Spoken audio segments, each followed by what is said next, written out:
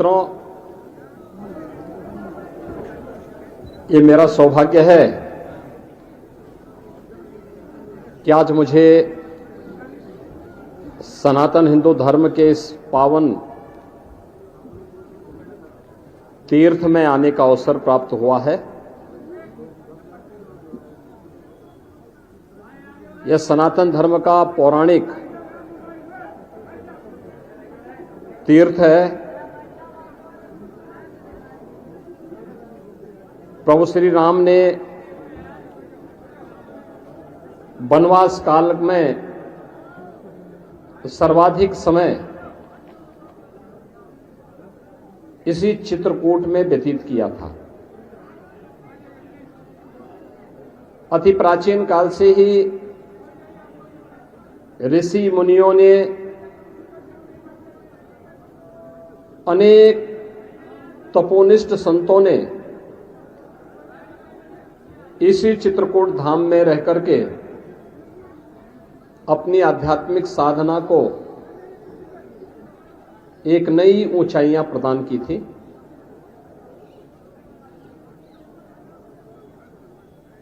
और आज हमारा सौभाग्य है कि इस चित्रकूट धाम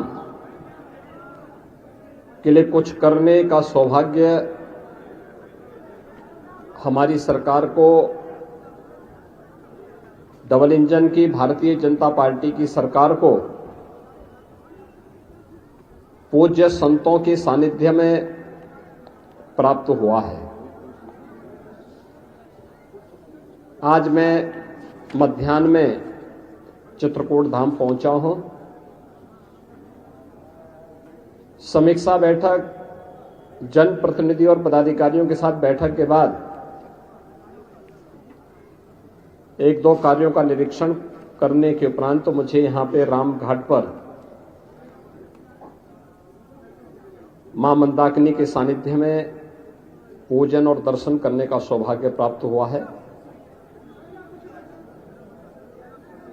मुझे बताते हुए प्रसन्नता है कि चित्रकूट धाम को उसकी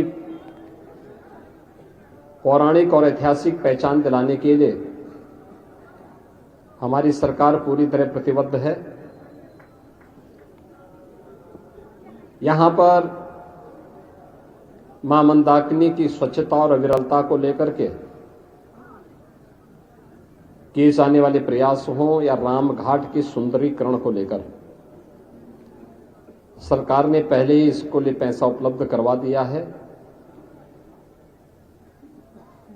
चित्रकूट न केवल आध्यात्मिक और सांस्कृतिक विकास के नए सोपान को छुएं, बल्कि भौतिक विकास के भी अच्छे कार्य यहां पर हों। देश और दुनिया की कनेक्टिविटी अच्छी हो। एयरपोर्ट यहां पे बन के तैयार है। अभी 19 सीटर का विमान यहां पे सप्ताह में 4 दिन आता है और हम उस एयरपोर्ट को थोड़ा लंबा बना रहे हैं जिससे इसमें बड़े विमान भी उतर सके। बड़े विमान उतरने का मतलब दिल्ली से, लखनऊ से, अयोध्या से, वाराणसी से और देश के अन्य भागों से वायु सेवा सीधे चित्रकूट से जुड़ेगी। अनुमान करिए कभी भगवान राम पुष्पक विमान से आए होंगे हजारों वर्ष पहले, लंका पर विजय प्राप्त करने के उपरांत, और हजारों वर्षों के बाद अब यह अवसर आया है जब चित्रकूट वासियों को, उत्तर प्रदेश और मध्य प्रदेश वासियों को एक साथ इस ऐतिहासिक स्थल से, इस पौराणिक स्थल से वायु सेवा का आनंद भी प्राप्त होगा। यहां पर बुंदेलखंड एक्सप्रेसवे का लिंक एक्सप्रेसवे के लिए हम लोगों ने 1300 करोड़ रुपए सैंक्शन किए हैं और वह कार्य युद्ध स्तर पर चल रहा है। जमीन अधिग्रहण की कार्रवाई चल रही है।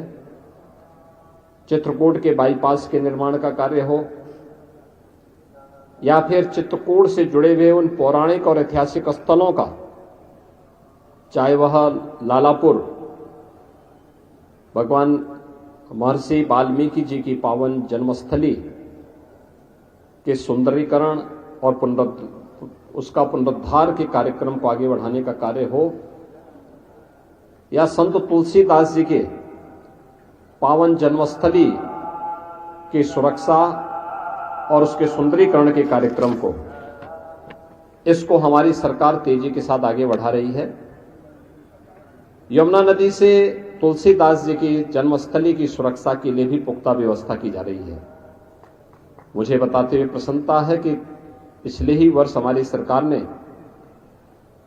जगतगुरु रामभद्राचार्य विश्वविद्यालय, जो जगतगुरु रामानंदाचार्य पूज्य स्वामी रामभद्राचार्य जी के द्वारा स्थापित किया गया है, उसका राजकीयकरण किया है।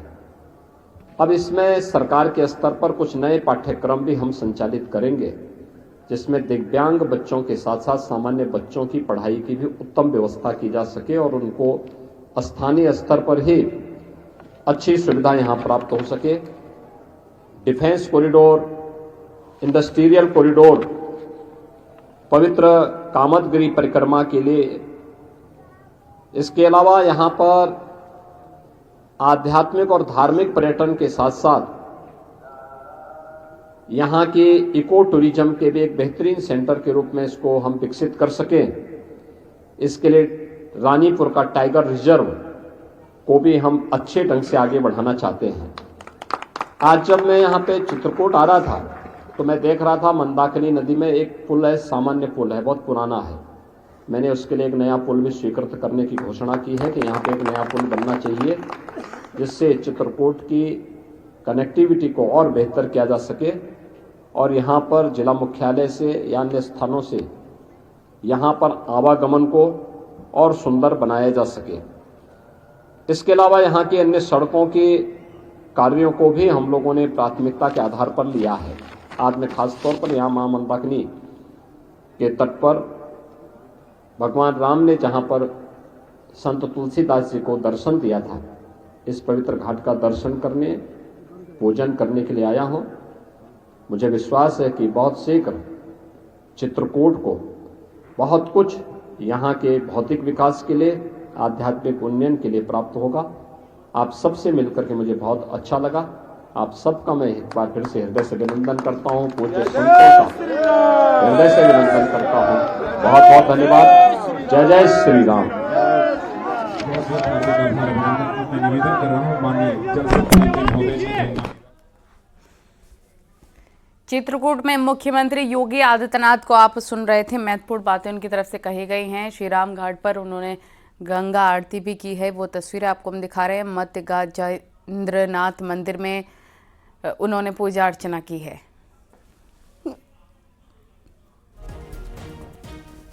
ये हम आपको इस वक्त तस्वीरें दिखा रहे हैं जब मुख्यमंत्री आरती उतार रहे थे। श्री राम घाट पर उन्होंने गंगा आरती भी की है और मध्य गाजेंद्रनाथ मंदिर में उन्होंने पूजा अर्चना की है।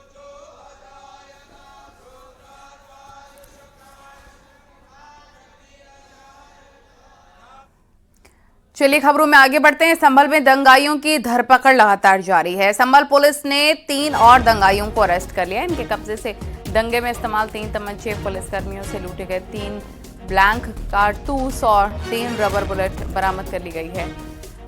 गिरफ्तार दंगाइयों की पहचान फैजान, मोहम्मद अली और रेहान के रूप में हुई है, जिन पर हिंसा और पुलिसकर्मियों पर पुलिस से असलहे लूटे जाने का आरोप लग रहा है। 3 और उपद्रवियों की गिरफ्तारी के बाद अब तक 31 उपद्रवियों को पुलिस ने गिरफ्तार कर लिया है।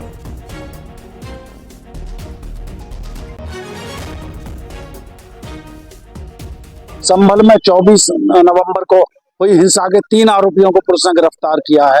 बलवाइयों के कब्जे से पुलिस को बलवे में प्रयुक्त 3 तमंचे तथा पुलिसकर्मियों से लूटे गए रबर बुलेट और ब्लैंक कारतूस बरामद हुए हैं। सुनील कुमार न्यूज़ 18।